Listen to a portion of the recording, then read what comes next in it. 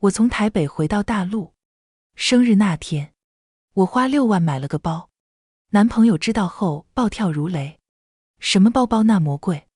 我妈辛苦一辈子都没有用过那么贵的，你现在就去把包包退了，把钱拿来孝敬我妈。我有些纳闷，你妈没用过跟我有什么关系？她急得直跳脚，你是我女朋友，孝敬一下我妈怎么了？你这样是没法嫁进我家的。我冷冷一笑，谁说我想要嫁给你了？前男友，亲爱的朋友，你有没有过这样的时刻，偶然翻开一本旧书，指尖触到泛黄的纸页，突然就想起某个午后，阳光透过窗棂洒在书籍上，连灰尘都在光束里慢慢飘。那时的时光好像特别慢，慢到能把书中的每一句话都嚼出味道。欢迎来到时光书房，喜欢我的朋友欢迎点击订阅分享。那我们故事开始。生日那天，我去专柜买了一只心心念念的香奶奶包包，作为自己给自己的生日礼物。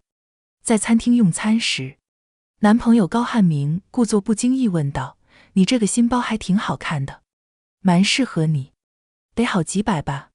我正在拆生日蛋糕的包装，没有注意他的神色，随口回答道，6万多。他瞬间炸了，完全不顾周围大声呵斥我，什么包包那么贵？你就不能拿个塑胶口袋装东西吗？我妈辛苦一辈子都没有买过那么贵的包，你花那么多的钱，为什么不给我提前汇报？本来高高兴兴过生日，被劈头盖脸骂一毒，我也很不舒服。我花自己的钱，为什么要给你汇报？你妈没用过跟我有什么关系？她被我对得哑口无言，直接绕过来扯住我的手，这个饭不吃了，你现在就跟我去把包包退了，把钱拿来孝敬我妈。我挣扎着想要将手抽离出来，他却抓得更紧，丝毫不肯松开。我的手臂很快就变得又红又肿。高汉明想到什么，又开始控诉我，你一天天过得那么奢侈，我就这么一点要求你都做不到，我看你根本就不爱我。我很早就想说你了，你去麦当劳都点安格斯牛堡，几十块钱的奶茶说点就点，我爸妈一辈子都没有吃过这些吗？哪有你这样的儿媳妇？你这样是没法嫁进我家的。我趁着他不注意挣脱出来，眼神冰凉，谁说我想嫁给你了？前男友。正是用餐的高峰期，其他顾客的目光纷纷凝聚在正在拉扯的我们身上。我的话戳伤了高汉明的自尊，他恶狠狠地把生日蛋糕砸到了我身上，然后转身就走。我的眼泪瞬间落了下来。我坐在回家的计程车上，始终无法把大脑放空。窗外不断后退的路灯像在倒放的回忆。大学毕业后，我独自一人来到了 S 市工作，在这家公司认识了高汉明。他大我3岁，比我早2年进入公司，人长得高高帅帅，性格阳光开朗，为人处事大方，工作能力也较强，在公司里非常受欢迎。在今天之前，我并没有发现他有什么问题，对我温柔体贴，细致入微，不抽烟不喝酒，是人人赞叹的24孝好男友，情绪价值给得非常足，和刚刚那个咄咄逼人的高汉明好像不是一个人。一打开出租屋的门，室友安思南敷着面膜，看着一身狼狈的我惊讶道，李李，你不是和高汉明一起过生日吗？怎么突然回来了？发生什么事了？思南是我的同事，也是我来到这个城市认识的第一个朋友。我看着他担忧的眼神，忍不住眼圈一红，扑上前紧紧把他抱住，所有的难过在那一瞬间都倾泻而出。他没有说话，只是安静由我抱着，待情绪散去，我才哽咽着给他讲了事情的原委。我只是觉得我好像从来没有认识过他，这是我过得最坏的一个生日。我错了，我就不应该选择和他在一起。我以为我消化掉了所有情绪，在朋友面前还是忍不住委屈。思南一脸心疼，李李，你没有错，每个人都有享受爱情的权利，你不能站在已知的当下来指责过去的自己。谁都可以欺负你，但是你不能帮助别人欺负你自己。谁都有识人不清的时候，而且高汉明确实太善于伪装了，之前都没有看出他是那样的人。思南见我脸色好转，又模仿着台湾腔补充一句，人在寂寞的时候想找个男人玩玩，不是一件很正常的事情吗？况且高汉明那么帅，这段时间就当点了个嘎嘎。我破涕为笑，思南故作嫌弃夸张，赶紧去洗洗，眼睛都肿成鸡蛋了，哪里还有个美女的样子？我正准备去洗澡，门铃又响了起来。我透过猫眼看到了一脸狼狈的高汉明。宝贝儿，开门啊，别生气了，我今天就是和你开个玩笑，你不开门，我就一直在这里等着。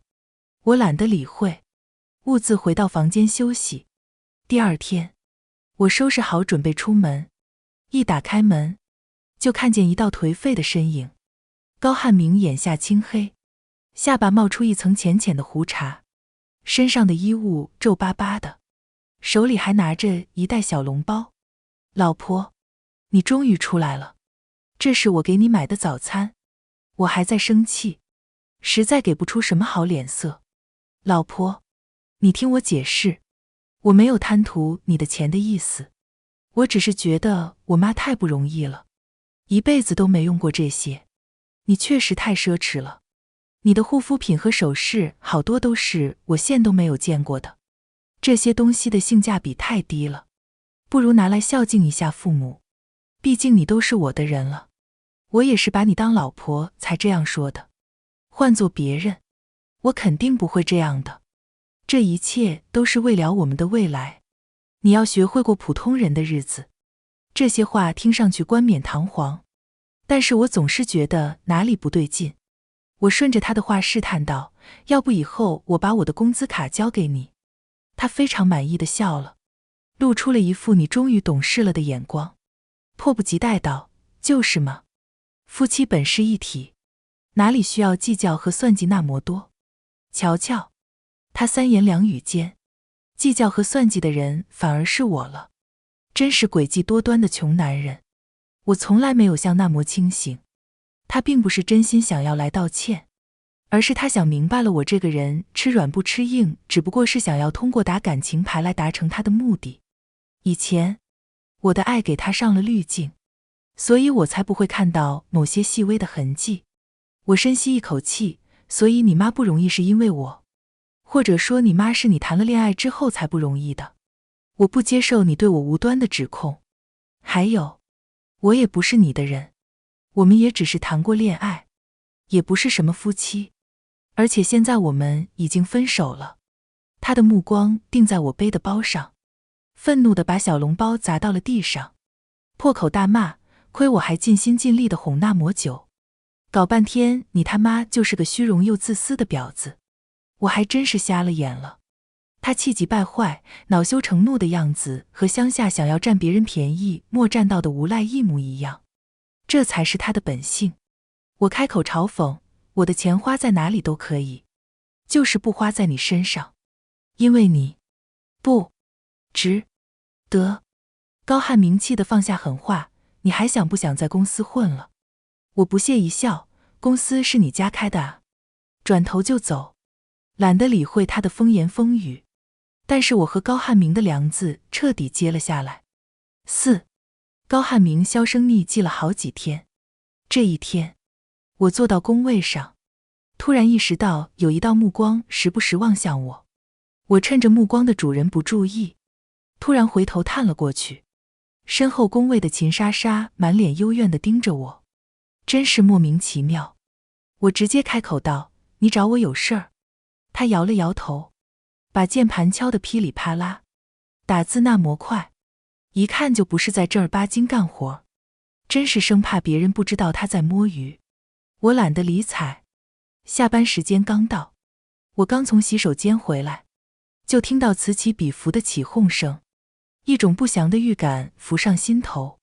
一踏进办公室，旁边的同事对我挤眉弄眼，小黎，你和汉明感情可真好，都在一起那么久了，他还会给你准备惊喜，是不是要订婚了呀？”只见高汉明右手捧着零星几朵玫瑰，左手拿着梵克雅宝和海蓝之谜的礼品盒，含情脉脉看着我：“宝贝儿，对不起，我不该对你发脾气。”我紧绷着脸不说话，我倒要看看他唱的什么戏。我曾经告诉过他，我最讨厌被一群人盯着看笑话，他是故意的。宝贝儿，我的命都可以给你，不要离开我。我还来不及说话，就听到一声冷哼：“切，一天天净给些没人要的东西，你咋不说把你的钱给小黎？谁要你的命了？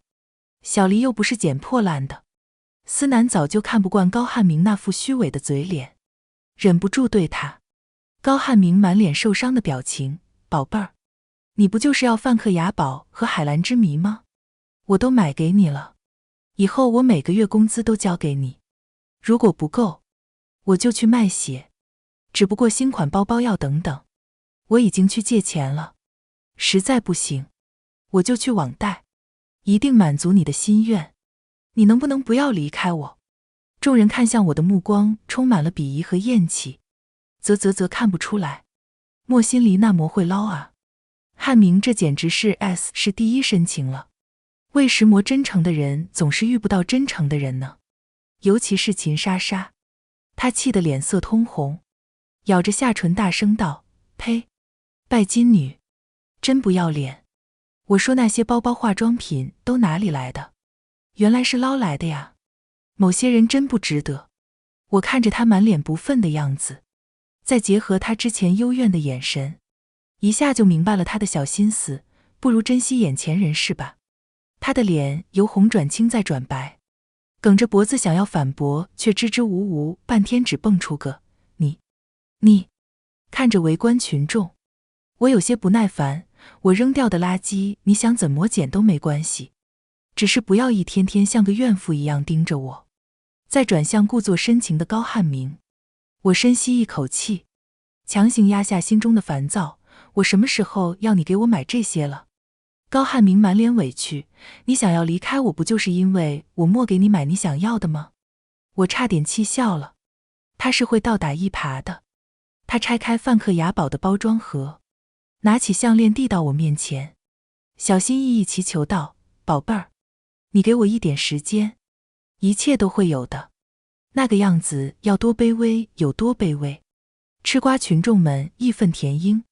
我面不改色：“你在哪里买的？”他义正辞严：“当然是在专柜了。”“你确定是专柜？”“当然是专柜了。”“宝贝，你是不是看不起我？”我表情古怪，打开拼夕夕，点开拼小圈，你说的专柜该不会是他吧？和高汉明在一起后，他老是拉着我帮他砍一刀，没想到在这个时候居然派上了用场。我一条条念道：“好友海上明月参与拼单爆款幸运4叶草项链手链耳钉3件套，百搭双面不掉色便宜，拼单价826。好友海上明月参与拼单大牌化妆品空瓶护肤拍摄道具海蓝之谜，拼单价1798元。好友海上明月参与拼单 Lamer 海蓝之谜包装袋面霜手提袋礼品空礼盒纸袋，拼单价17元。好友海上明月参与拼单大宝 Salt Me 95毫升面霜乳液身体乳保湿滋润清爽易吸收4季可用，拼单价8元。念到这里，我给思南使了一个眼神，他心领神会，迅速把所谓的海蓝之谜拆了出来。不出所料，里面是大宝。众人目瞪口呆，纷纷凑上前开始近距离吃瓜。我去，哥们，你这个假的有点离谱了，笑死！你好歹找个做高仿的，起码还需要鉴定一下。哎，我刚刚就想说，那个海蓝之谜的包装颜色好像不太对，所以这一堆东西只有花是真的。我说这个花怎么那么土，原来人家精着呢。谁说只有花是真的？这不大宝还是挺真的吗？哈哈哈哈哈哈！本来想和我男朋友分手的，突然觉得他其实还不错。高汉明功德加一，哈哈哈哈哈哈哈！高汉明面红耳赤，一把砸下花束，转身想要逃离现场。我贴心地提醒道：“你的海蓝之谜和范克雅宝不要了，留给我只是他加快的步伐。”高汉明一连请了好几天的假，秦莎莎也跟着不见了踪影。期间我收到了他发来的 Excel 表格，中间详细列出了我和他谈恋爱期间的花费，共计483。6. 思南在我旁边看得瞠目结舌，蜜雪冰城柠檬水6元，烤红薯12元，冰糖葫芦儿10元，麻辣烫30元，妈妈做的水饺每个6角，你吃了10个，一共6元。思南实在念不下去了，李李，你这是谈了个 PXX 先用后付呢？看得出来高汉明计算得很用心了，估计在谈恋爱的时候就默默在记账。我爽快地把钱转给了高汉明，然后把他拉黑了。这仨瓜俩枣我确实看不上，我也不愿意和高汉明有任何的纠葛。对于高汉明这种人来说，钱就是他们的命，花了一点他的钱，他也是会和你拼命的。没想到我想要好聚好散，有的人却不肯。日子风平浪静，直到周五下午，思南转发给我一个链接，欲言又止，离离，你方便的时候看一下这个帖子。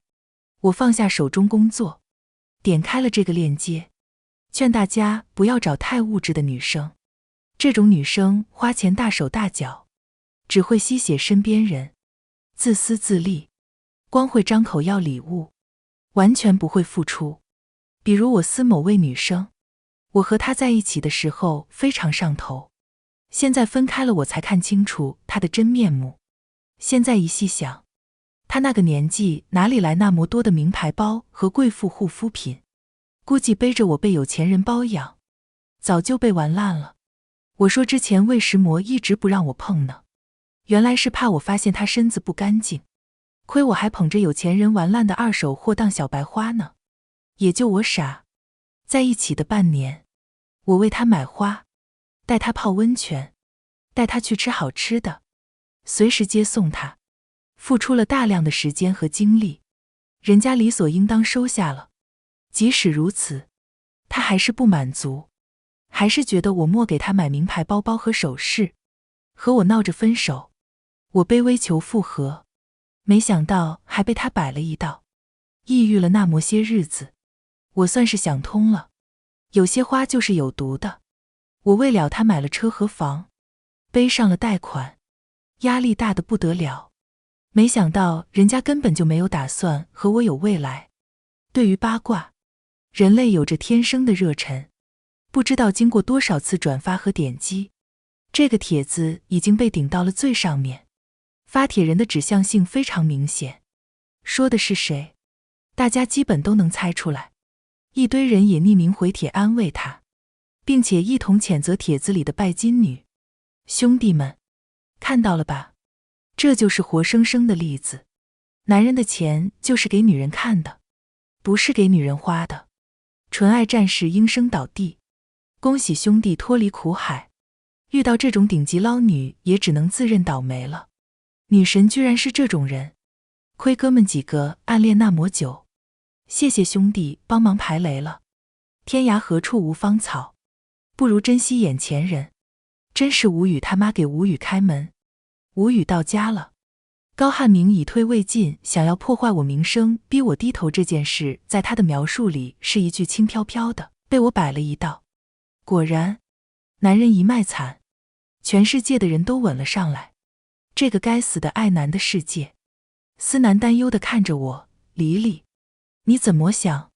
我迅速将帖子内容和发帖人截图保存到网盘，淡定回道：我不能回应。我如果回应了，反而正合了他的意。谢谢你思南。我向他投去一个感激的眼神。男人们在评论区抱团造谣，姐妹也是我永恒的后盾。我的心中闪过一丝冷意。有的人就是贱，你不主动招惹他，他倒是会反复来作死，那就不能怪我不客气了。7. 在网上卖了一波惨。得到了大量的同情票后，高汉明又大摇大摆地回来上班了。秦莎莎跟前跟后，每日对他嘘寒问暖，终于在他的坚持不懈下，宣布就此封心所爱的高汉明被他打动了。两人高调地在朋友圈认爱，在公司里成双成对出入。高汉明拿着玫瑰来接秦莎莎的时候，他的狐朋狗友起哄道，汉明和莎莎在一起后状态都好起来了，果然爱人如养花。还是要感谢有些人有眼不识珠，不然人家哪能遇到正缘。思南呵呵一笑，神医儿，不到1周就治好了断情绝爱之人的情伤。大城市果然不一样，这种事情在我们老家那叫无缝衔接。听说秦莎莎把所有的积蓄和工资都交给了高汉明，身边的男同事又是羡慕又是嫉妒，这样的好女人怎么没看上我？又有好事者接话亦有所指导，人家这也算是苦尽甘来，这才看到了身边的好女人。有了秦莎莎的积蓄，高汉明越发高调，经常请同事们聚餐。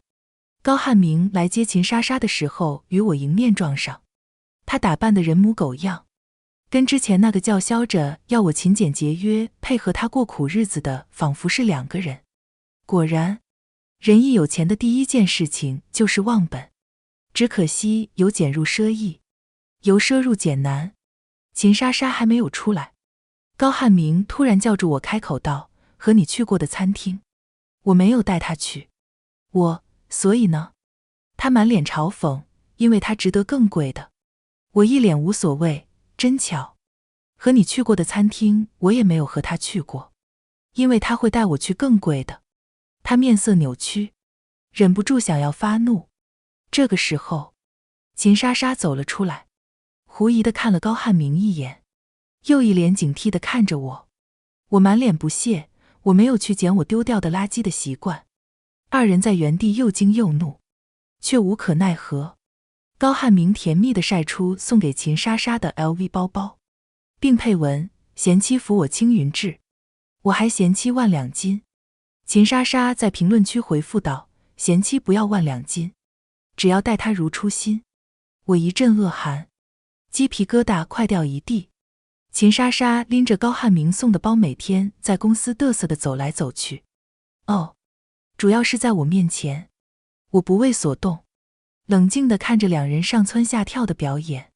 秦莎莎的包越来越多，各个大牌的经典款和新款都出现在了她身上。她满是得意，说来还要感谢某位有眼不识泰山，完全经不起一点考验。人在无语的时候真的会笑。由于高汉明这段时间的高调，公司现在传言说高汉明其实是一个富二代，之前的所作所为都是拿来考验我是否是捞女的。高汉明从来没有对此做出过澄清，对于别人的吹捧和恭维全盘照收，而秦莎莎显然是对此深信不疑。我看到那假到不行的印花和 logo， 强行忍住了翻白眼的冲动。秦莎莎沉浸在恋爱的甜蜜中，得意洋洋，我这些可都是有专柜小票的，和有一些人不一样，毕竟什么人配什么东西。我扑哧一笑，说得对，确实是什么人配什么东西。好戏还没有开场呢。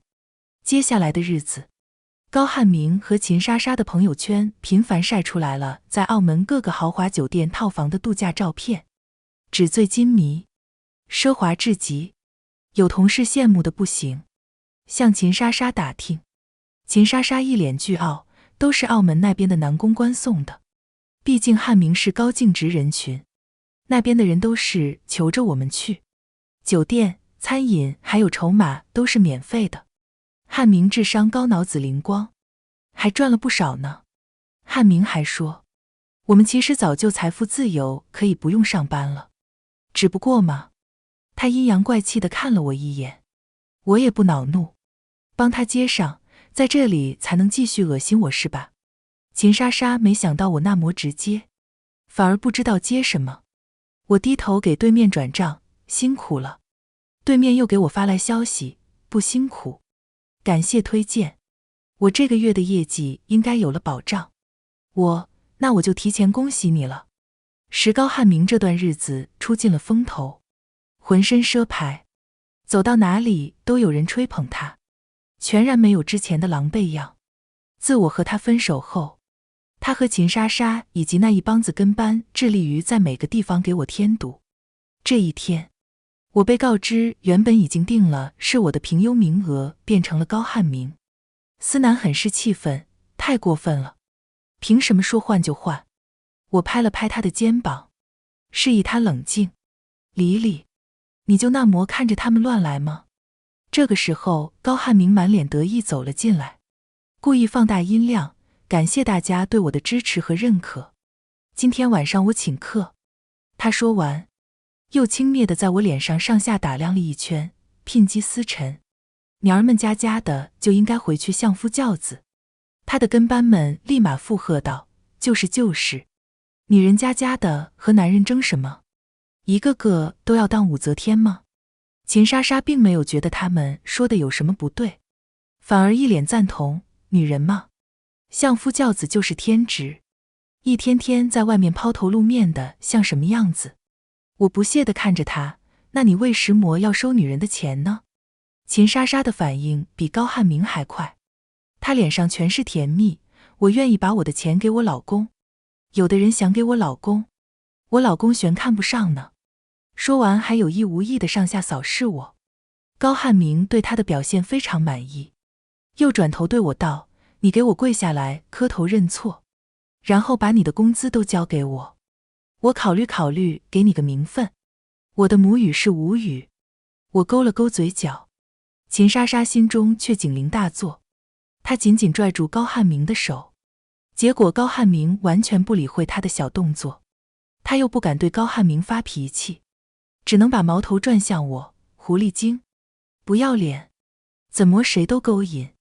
你不知道这是别人男朋友吗？我似笑非笑地看着高汉明，我知道他这个人最好面子，秦莎莎的表现让他觉得丢脸了。果然，高汉明脸色一黑，冷声训斥秦莎莎：你急什么急？哪个男人不是三妻四妾的？你要是表现得好，我就考虑让你当大房；你要是表现不好，那这大房有的是人想当。秦莎莎满脸委屈，却丝毫不敢反驳高汉明，一双绿豆眼恶狠狠地盯着，好像这一切都是我造成的。大概他心里确实是这样认为的。我突然明白了魏石魔之前那个原配妻子暴打小三的新闻里出轨的丈夫魏石魔总是能够每每隐身。我阴阳怪气道：贤妻扶我青云志。然后目光在高汉明和秦莎莎之间流转，我还嫌弃两外事。吃瓜群众中传来憋笑的声音，高汉明脸色铁青，还继续嘴硬：过几天你就会彻底知道你错过的是什么样的机会了。我淡定地回道：一个平平无奇、庸庸碌碌想着投机取巧一夜暴富的垃圾货。高汉明眼神阴沉，放下狠话：你一定会后悔的。高汉明和秦莎莎再一次高调地飞去了澳门，只不过这次他们应该不会那么如意了。高汉明这次从澳门回来，失去了往日的神气，人在得势和失势的时候的气场是完全不同的。虽然高汉明强打起精神，但是他身上的那份颓势是掩饰不住的。渐渐的，公司传言高汉明在澳门输掉了所有身家，现在已经彻底破产了。尽管他本人完全否认这件事情，但是在大家心中还是埋下了怀疑的种子。直到网贷公司的催债电话打到了公司，大家心中的怀疑彻底变成了事实。一位同事在公司大群里艾特高汉明还钱，并晒出了借钱的详细经过。他借了5万块钱给高汉明，说好1个月还钱，还钱时间过了快1周了，高汉明也没有动静。他忍不住发消息询问，得到的却是一个大大的红色感叹号。意识到被骗后，他气不过，选择直接在公司大群里开撕。一旦激起千层浪，越来越多人也反应了过来，在群里说高汉明也找了他们借钱，但是完全不提还钱的事情。高汉明人缘本来就好，再加上前段时间3番4次的请客吃饭，大家对他富二代的传言深信不疑，全部选择借给了他，想着能够和他搭上关系。他们都不好意思开口提醒他还钱，怕伤了情分，反而得罪了高汉明。借款金额有大有小，多的有10几万，少的甚至只有200。借200的同事早就自认倒霉了，要是群里提起，他都想不起来有那么一回事。这就是痛打落水狗的最佳时机。我将早早准备好的 PDF 档发到群里，借着这个机会，我也想说一些事情。他伪装的比较好，又一直在威胁我，所以我一直没有站出来拆穿他的真面目。我和高汉明分手是因为他想要破我，从而在我手上骗钱。我察觉他心术不正后，果断和他分手，想要好聚好散。没想到他一直心有不甘，一直在找机会报复我。之前大名鼎鼎的海蓝之谜事件，大家可以在 PDF 里复习回顾一下。他在大家面前做出一副深情的样子，就是为了给我扣上虚荣拜金的帽子，然后将分手的责任全部推到我头上，让大家都来谴责我。其实我和他在一起并没有花他什么钱，在分手后他要求我归还恋爱期间所有花销，共计483.6，我也全部转他了。我晒出了他要求我还钱的聊天记录截图和他发给我的 Excel 表格。只不过他确实太抠门了，反而丢了大脸。那次末成，他又在公司论坛上开始披着马甲来朝我泼脏水，污蔑我私生活不干净。到现在为止，那个帖子的浏览量已经超过5000，转发次数也上千了，已经构成了诽谤。虽然是匿名，但是这毕竟是公司内部论坛，想要确定发帖人应该不会太难。我已经报警了，我相信远景会给我一个满意的答案。群聊里炸了锅，666，妈妈包的饺子6毛一个，这是心里一直数着女朋友吃了几个啊。以前的捞女都是捞车捞房，人家小黎捞了啥？捞饺子还是捞麻辣烫？好家伙，谈恋爱那么久才花483.6，有零有整的，就这还要说对方捞女啊？哪个捞女看得上他啊？就这还一天装富二代呢，真丢男人的脸。我的 PDF 做的简洁又丰富，甚至还梳理了时间线，做了思维导图，即使是不清楚来龙去脉的人也能精准的吃个全瓜。更重要的是，这玩意非常方便转发，不到1天，这份 PDF 就传到了全国各地，还上了个大行销号。高汉明彻底社死了，造谣污蔑前女友，欠债不旋，装富二代，贷款赌博等事迹等，让他变成了过街老鼠，人人喊打。大家都知道了，他是个无耻的混蛋。男网友纷纷唾弃他丢了男人的脸，未婚的女网友看到他的事迹更加恐婚，生怕遇到这样善于伪装的小人。已婚的女网友一对比，倒是越看自己丈夫越顺眼了。同事们开玩笑说，高汉明凭借着一己之力，同时降低了结婚率和离婚率。12. 高汉明焦头烂额，秦莎莎在这时候沉默了，提出要和他分手。高汉明暴跳如雷，威胁他归还谈恋爱期间购买的奢侈品。秦莎莎闹着不肯旋，没想到高汉明直接报了警。在远景的协调下，秦莎莎不情不愿地把那些包全部归还给了高汉明。高汉明拿到包后却说秦莎莎归还的全是假包，秦莎莎坚决否认调换包的事情。高汉明非常有把握，找来了专业的鉴定师，又掏出了专柜的购买小票，要求秦莎莎要么归还真包，要么按照小票上的金额来原价赔偿。秦莎莎惊觉被骗，冲动之下拿起刀捅了高汉明。远景和救护车一起到来，经过调查，高汉明还涉嫌挪用公款。他运气比较好，没有被伤到要害处，被抢救了过来。接下来就是先住院再坐牢了。而秦莎莎居然检查出怀孕了，我暗暗嗤笑。高汉明确实找了他想要的好女人，可惜了，好女人骨髓都被干净了。神通广大的网友扒出来了高汉明在澳门的事情。他在澳门最开始确实赚了一大笔钱，后来贪心和不甘心，让他决定玩一把大的，不仅向私人贷款公司2次抵押了房子和车子，还偷偷挪用了公款。刚好这次，他的运气有那么一点不佳，除了回来的船票钱，什么都没有留下。同事们也很惊讶，实在无法理解他为什么会选择玩那么大，不应该见好就收吗？我笑了笑，大概率是因为贪心和不甘心吧。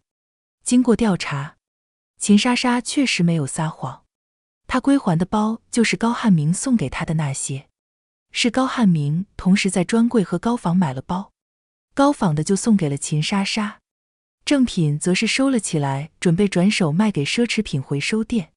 可笑的是，他自己身上的奢侈品都是真的，送给秦莎莎的东西都是假的。同事们感叹，啧，这样的男人太会算计了。这在一起的时候就在想着坑对方钱，还好李李你发现的早。我只是点头赞同，有的人不是突然变烂的，而是他本来就是烂的。他指责我自私，是因为他没占到我便宜；他控诉我不懂事，是因为我没听他的话；他数落脾气不好，是因为我没有顺着他；他苛责我固执，是因为他没有办法拿捏我；他批评我态度有问题，是因为我占理了；他诟病我格局不够，是因为画的饼我不吃。既入穷巷就应及时掉头，像秦莎莎那样，明知有问题还主动凑上去，我也只能用蠢来形容。过了一段时间，我也辞掉了工作，准备去澳门读研究生。思南很是羡慕，为什么选择去澳门读研呀？我一边收拾行李一边回答，你忘了我的本科也是在澳门念的，对那边比较熟悉。思南一怔，好像意识到了什么，他沉默片刻，开口道，祝你一切顺利。我合上行李箱，微笑答道，谢谢，我会的。这只不过是我人生路上的小小插曲，我的生活还会继续向前。今天的时光书房之旅到这里就暂告一段落了，下一期我们会带着新的时光之书与你相遇，可能是关于老上海的弄堂故事，也可能是藏在经典名著里的岁月细节，记得常回来看看。时光书房永远在这里，陪你在文字里与时光温柔相拥。咱们下期见。